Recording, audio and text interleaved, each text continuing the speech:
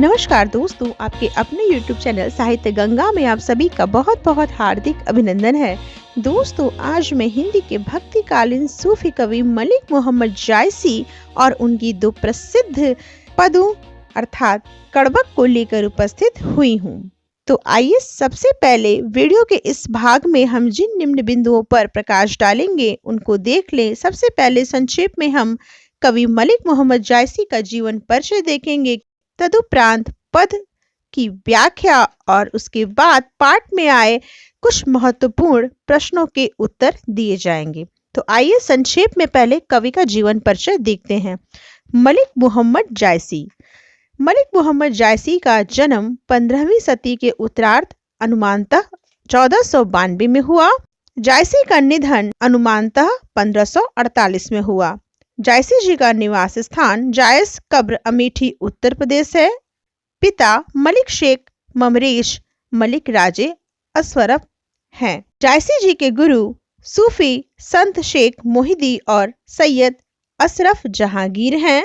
आपकी वृत्ति आरंभ में जायस में रहते हुए किसानी, बाद में शेष जीवन फकीरी में। बचपन में ही आप अनाथ हो गए। साधुओं फकीरों के साथ भटकते हुए आपका बचपन बीता।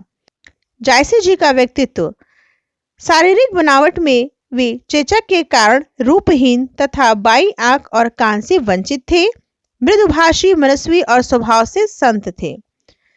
जायसी जी की कृतियों में पद्मावत, अखरावट, आखिरी कलाम, चित्ररेखा, कहरनामा, मसलाया, मसलानामा खंडित प्रति प्राप्त है। इसका ये है। इनके अतिरिक्त चंपावत, होलीनामा, इतरावत आदि कृतियां भी उल्लेख में आती हैं।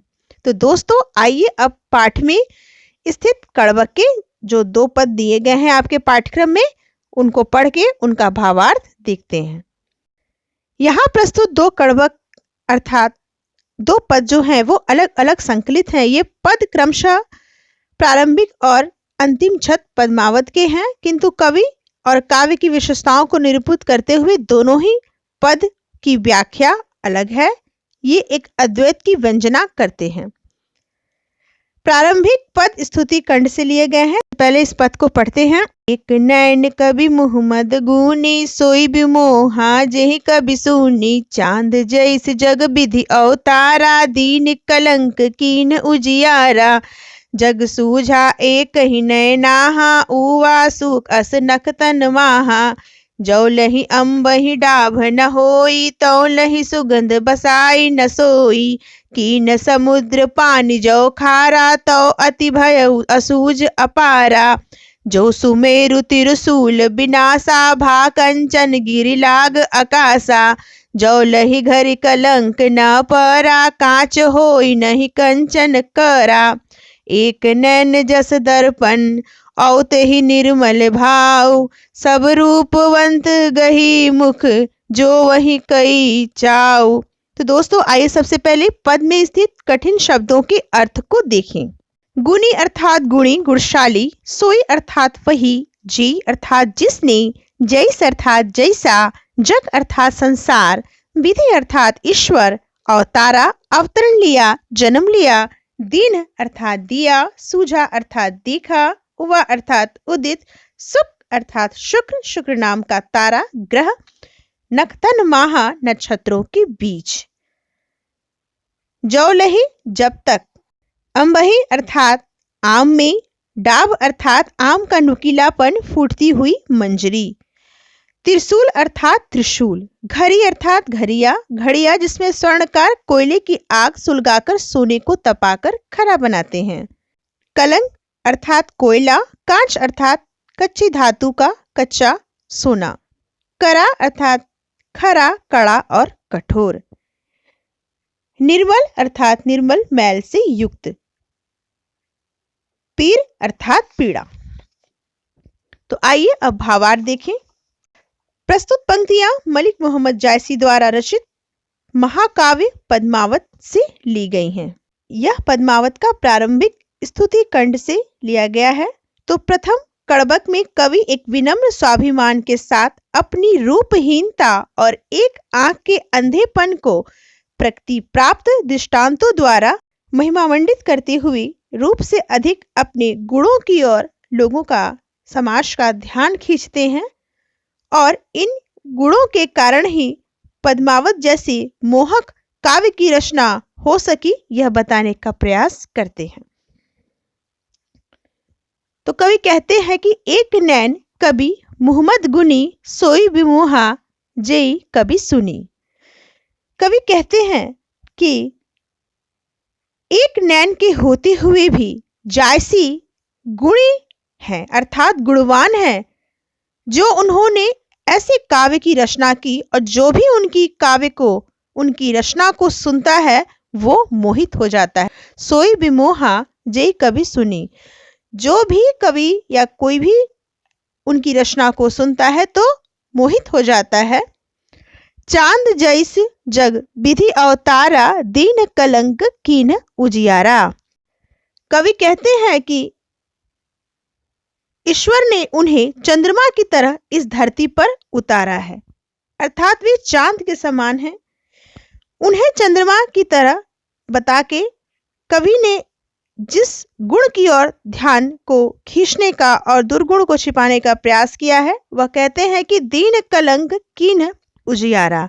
लेकिन चंद्रमा में भी कलंक है, यद्यपि वह जगत को उजाले से परिपूर्ण करता है, तो मेरे पास भी एक कमी है, मुझ में भी एक कमी है, और वह कमी कवि अपनी अंधेपन अर्थात एक आंख के कानेपन की ओर इशारा करते हैं और कहते हैं कि लेकिन फिर भी मेरे काव्य ने इस पूरे संसार को प्रकाशित किया है। आगे वे कहते हैं जग सूझा एक ही नयनाहा उवा सुख अस नकतन महा। जिस प्रकार अकेला शुक्र नक्षत्रों के बीच उचित है, उसी प्रकार कवि ने भी अपनी एक आंख से इस दुनिया को भली भांति समझ लिया। दोस्तों, कड़बक की इस पंक्ति को मैं थोड़ा व्याख्यायित करना चाहूंगी कि शुक्र एक आंख के माने जाते हैं, शुक्र की भी एक ही आंख है, लेकिन शुक्र एक चमकीला ग्रह है जो सभी ग्रहों में सबसे सुंदर है, जैसा कि कवि ने भी कहा है और ये विज्ञान भी कहते हैं। शुक्र से अपनी तुलना करते हुए दैत्य गुरु माने जाते हैं। ज्योतिष विद्या के अनुसार शुक्र एक मजबूत ग्रह कुंडली में होता है, तो इसलिए कवि ने अपनी तुलना शुक्र से की है। आगे वे कहते हैं जौलही अम्बही डाभ न होई तौलही सुगंध बसाई न सोई। कवि कहते हैं कि जब तक आम में नुकीली डाभ, डाभ अर्थात मंजरी नहीं होगी, तब तक उसमें सुगंध भी नहीं आएगी। आम की मंजरी से भी अपनी तुलना ठहराते हुए बताते हैं। आगे वे कहते हैं कीन समुद्र पानी जो खारा तो अति भयहु असूज अपारा। कवि कहते हैं कि समुद्र का पानी खारा है, इसलिए है वह असूज और अपार है। खारा है तभी तो उसमें कीड़े नहीं लगते, वो निर्मल माना जाता है, पवित्र माना जाता है। और असूज अर्थात उसका जो ओर और छोर है, उसकी जो सीमा है और उसका जो भरापन है, सभी नदियां आके समुद्र में ही समाहित हो जाती हैं, तो समुद्र को काफी गुण और गंभीर माना जाता है। तो उसी प्रकार व्यक्ति अगर खारा है तभी तो ऐसा है, तो मैं अगर ऐसा हूं तो क्या हुआ। आगे वे कहते हैं जो सुमेरु त्रिशूल बिनासा भा कंचनगिरी लाग अकासा। कवि कहते हैं कि जब तक सुमेरु पर्वत को त्रिशूल से नष्ट नहीं किया गया, तब तक तो वो सोने का नहीं हुआ, अर्थात उसे भी सोने का बनाने के लिए त्रिशूल से नष्ट किया गया था। जो लही घर कलंक न परा कांच होई नहीं कंचन करा। कवि कहते हैं कि जब तक घरिया जो सोना गलाने वाला पात्र है, तो जब तक घरिया में सोने को गलाया नहीं जाता, तब तक वह कच्ची धातु सोना नहीं होती। अर्थात हर महत्वपूर्ण या बहुमूल्य चीज को बहुमूल्य बनाने से पहले उसके साथ कुछ कठिन उपक्रम किए जाते हैं, तभी तो वह खरा सोना बनता है। एक नैन जस दर्पण औ तेहि निर्मल भाव सब रूपवंत गही मुख जो वही कई चाऊ। कवि कहते हैं कि एक नैन के होते हुए भी दर्पण की तरह निर्मल और स्वच्छ भाव वाले मुझे और मेरे इन गुण की वजह से बड़े बड़े रूपवान लोग भी मेरे चरण पकड़ते हैं और कुछ पाने की इच्छा लिए मेरे मुख की ओर ताका करते हैं। कवि का कहने का तात्पर्य यह है कि एक आंख के मेरे न होते हुए भी, मेरे रूपवान न होते हुए भी मुझ में इतने गुण हैं कि बड़े बड़े लोग मेरी ओर मुख करके ताका करते हैं और मेरे गुणों की प्रशंसा करते हैं। तो दोस्तों, प्रस्तुत यह जो पद है अवधी भाषा में मसनवी शैली में रचित सूफी काव्य पद्मावत के अंश हैं। इन पंक्तियों में आपने देखा उत्प्रेक्षा, रूपक और अनुप्रास की सुंदर छटा विद्यमान है। आइए अगला पद पढ़े और उसका भावार्थ देखते हैं। मोहम्मद यही कभी जोरी सुनावा, सुना जो प्रेम पीर का पावा। जोरी लाई रकत के ले, काढ़ी प्रीति नैन जल भेई। आओ मन जाने कबित असकीना, मकु यह रहे जगत महचीना। कहाँ सो रत्न सेनी अस राजा, कहाँ सुआ असी बुद्धि उपराजा। कहाँ अलाउद्दीन सुल्तानु, कह राघव जय कीन बखानु। कह स्वरूप पद्मावती रानी, कोई न रहा जग रही कहानी। धनि सो पुरुष जस कीर्ति जासु, फूल मरे न बासु। के न जगत जस बेचा, के न लीन जस मोल। जो यह पढ़े कहानी, हम संवरे दुई बोल। तो दोस्तों, आइए सबसे पहले पद में आए कठिन शब्दों के अर्थ को देखें।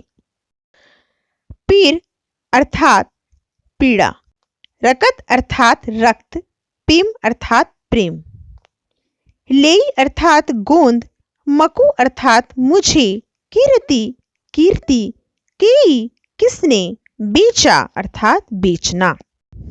यह पद पद्मावत के उपसंहार खंड से लिए गए हैं।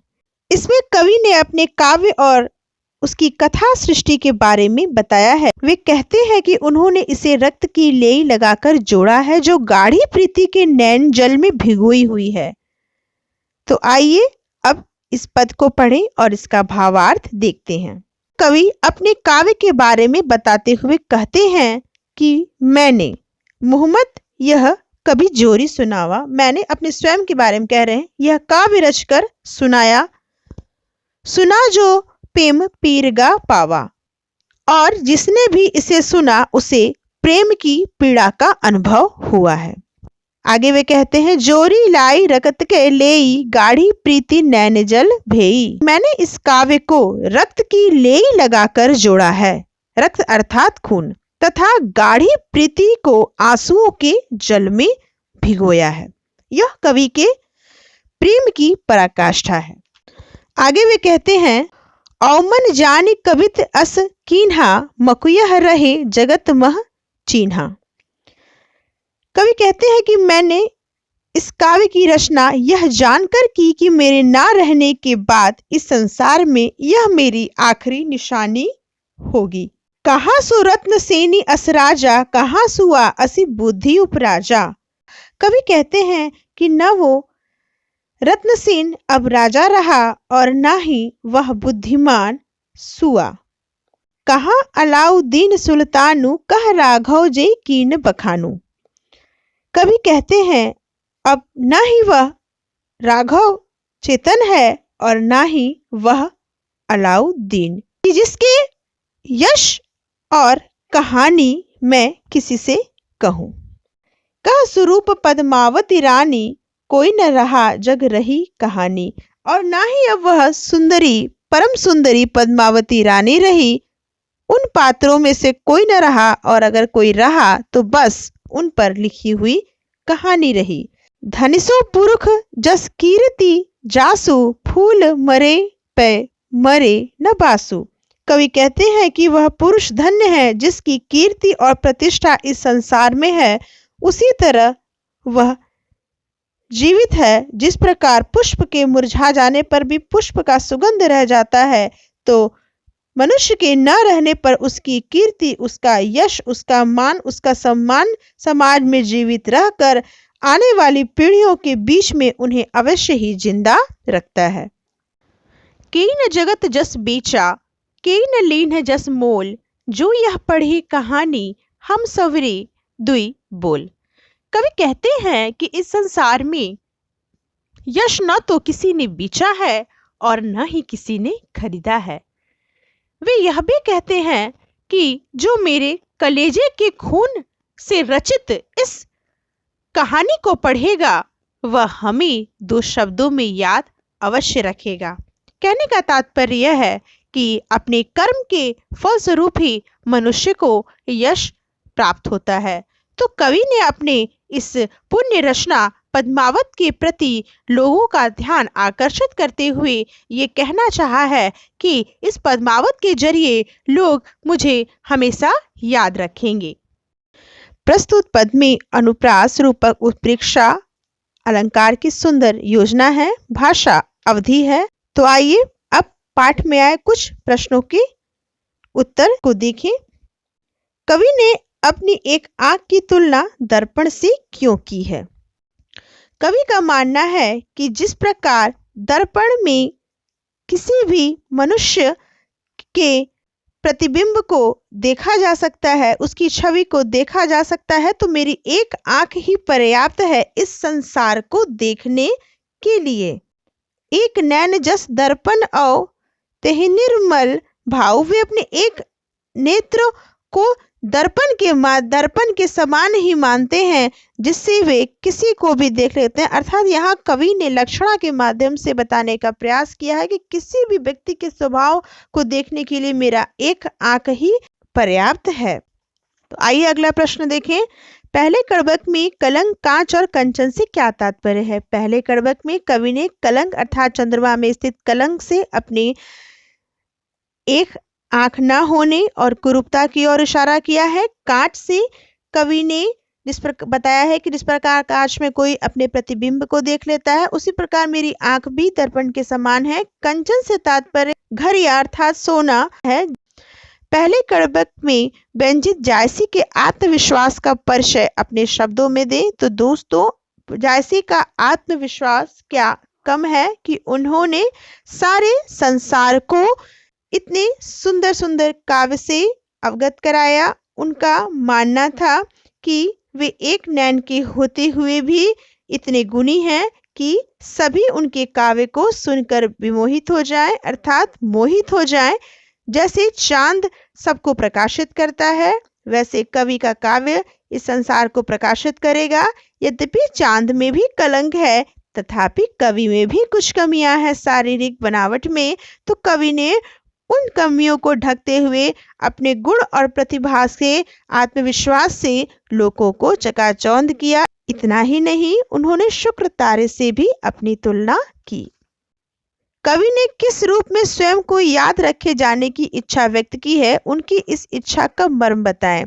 कवि ने कड़बक के दूसरे पद में जब उन्होंने कहा कि कहाँ सुरत्न सेनी असराजा, कहाँ सुवा असबुद्धि उपराजा, कहाँ अलाउद्दीन सुल्तानो, कह राघो जई कीन बखानो, तो उनका मानना था कि ना अब रत्नसेन रहा, ना वह पद्मावती रही, ना अलाउद्दीन रहा, ना राघव सेन रहा, तो यह कोई नहीं रहा, लेकिन मेरे प्रेम का के पीर का जो यह ग्रंथ है, अर्थात मेरा प्रेम ग्रंथ जो यह पद्मावत है, यह जब तक रहेगा तब तक कवि के यश और कीर्ति को बढ़ाता रहेगा। अगला क्वेश्चन देखिए, रकत के लेई का क्या अर्थ है? तो कवि ने स्वयं कहा है कि मैंने इस काव्य को रक्त की लेई लगाकर जोड़ा है तथा गाढ़ी प्रीति को आंसुओं के जल में भिगोया है। ये पूरी लाइन है। तो दोस्तों, जायसी ने जिस समय यह काव्य रचना की होगी, वह समय भारतवर्ष में संक्रमण का दौर था। कवियों के सामने कविता करना सबसे बड़ा चुनौती होता था, और एक ऐसे कवि का जिसके शारीरिक बनावट इस रूप में हो, तो उनका जो जगत में उपहास होता होगा, उसके बावजूद इस कवि की विद्वता की यह पराकाष्ठा, तो रक्त की लेई को लगाना तो स्वाभाविक है। अर्थात उन्हें पल पल पे जो अपमान सहना होता होगा अपने इस बनावट को लेकर, उस पर कवि ने इन पंक्तियों द्वारा इशारा किया है कि इस काव्य को मैंने ऐसे रचा है। तो दोस्तों उम्मीद करूंगी कि यह वीडियो आपको पसंद आया होगा। अगर वीडियो पसंद आया है तो इसे लाइक करना ना भूलें और अगर अब तक आपने चैनल सब्सक्राइब नहीं किया है तो चैनल को सब्सक्राइब करके बेल आइकन बटन जरूर दबाएं। जल्द मिलते हैं अगले वीडियो में, तब तक के लिए धन्यवाद। जय हिंदी, जय भारत।